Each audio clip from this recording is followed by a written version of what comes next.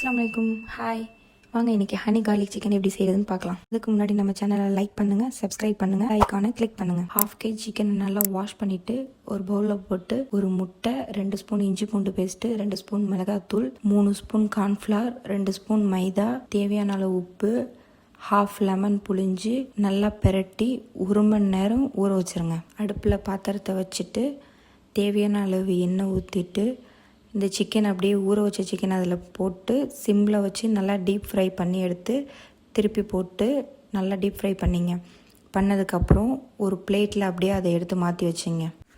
அடுத்து இன்னொரு பாத்திரத்தை அடுப்பில் வச்சுட்டு 2 ஸ்பூன் எண்ணெய் ஊற்றிட்டு சின்னதாக குட்டி குட்டியாக கட் பண்ணி கார்லிக் அது கூட போட்டு ஃப்ரை ஆகணுன்னு 2 spoon tomato sauce, 2 spoon soya sauce, 2 spoon honey, 1 spoon மிளகாத்தூள், 1 ஸ்பூன் மிளகுத்தூள், 1 ஸ்பூன் சுகர், தேவையான அளவு கொஞ்சம் உப்பு போட்டுட்டு இந்த டீப் ஃப்ரை பண்ணி வச்சுருந்த சிக்கனை அதோட ஒரு மிக்சிங் கொடுத்து அப்படியே ஒரு பிளேட்டுக்கு சர்வ் பண்ணிவிட்டு வெள்ளை எள்ளு இருக்குல்ல அதை அப்படியே மேலே தூவி கொத்தமல்லி கொஞ்சோண்டு தூவி அப்படியே சர்வ் பண்ணிங்கன்னா சூப்பரான restaurant style honey garlic chicken ready ஆகிடும்.